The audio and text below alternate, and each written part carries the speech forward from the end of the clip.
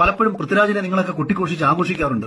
പൃഥ്വിരാജ് മലയാള സിനിമയ്ക്ക് എന്തോ വലിയ സംഭാവന ചെയ്തെന്ന് പറഞ്ഞ് ആഘോഷിക്കാറുണ്ട്. പൃഥ്വിരാജിന്റെ തന്നെ ഇന്റർവ്യൂവിൽ അദ്ദേഹം പറഞ്ഞിട്ടുള്ള കാര്യമാണ്, ഞാൻ എന്റേതായ ഒരു സ്പേസിൽ എത്തിക്കഴിഞ്ഞു കഴിഞ്ഞാൽ ഞാൻ ഈ മലയാള സിനിമയ്ക്ക് വേണ്ട കാര്യങ്ങളൊക്കെ ഞാൻ ചെയ്യും. ആൾ ഇതുവരെ ഒരു പുതിയ തലമുറയിൽപ്പെട്ട ഒരുവിന് വേണ്ടിയിട്ട് 5 പൈസ മുടക്കി ഒരു സിനിമ പോലും നിർമ്മിക്കാൻ താല്പര്യമില്ലാതെ സ്വന്തം കാര്യം മാത്രം നോക്കി ജീവിക്കുന്ന ഒരു നടൻ മാത്രമായിരുന്നു പൃഥ്വിരാജ് അവിടെ. അത് മാത്രമല്ല, അദ്ദേഹം ചെയ്തിട്ടുള്ള സിനിമകളിലെ നായകൻ മോഹൻലാലാണ്. അയാൾ ഒരു സിനിമ സംവിധാനം ചെയ്യുന്ന സമയത്ത് അയാൾക്ക് എന്തുകൊണ്ട് ഒരു പുതുമുഖങ്ങളെ വെച്ച് ചെയ്യാൻ കഴിഞ്ഞില്ല? അല്ലെങ്കിൽ അയാളുടെ നിർമ്മാണത്തിൽ ഒരു പുതുമുഖങ്ങളുടെ സിനിമ വന്നില്ല. പകരം ദിലീപ് എന്ന് പറയുന്ന മനുഷ്യൻ 2010 കൊണ്ടുവന്ന നടനാണ് നിവിൻ പോളി ഉൾപ്പെടുന്ന ആ മലർവാടിയിലെ സകല ആൾക്കാർക്കും. വിനീത് ശ്രീനിവാസൻ എന്ന് പറയുന്ന ഒരു സംവിധായകൻ തനിക്ക് ആദ്യമായി ഒരു സിനിമ ചെയ്യണമെന്ന് പറയുന്ന സമയത്ത് വേണ്ട മലയാളത്തിൽ പുതിയതായിട്ട് ആരും വരണ്ട, നീ വേണമെങ്കിൽ എന്നെ വെച്ചൊരു പടം ചെയ്തു, ഞാൻ നിർമ്മിച്ചോളാം എന്ന് അയാൾ ചിന്തിച്ചിട്ടില്ല.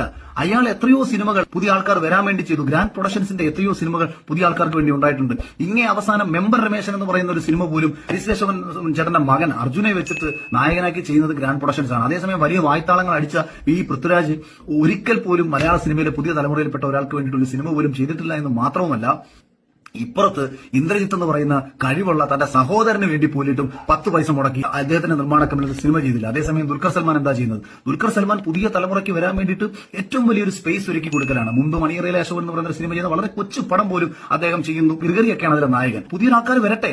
അപ്പൊ ഇതൊന്നും ചെയ്യാതെ വായ്ത്താളം മാത്രം അടിക്കുന്ന ഒരാളായിരുന്നു പൃഥ്വിരാജ്.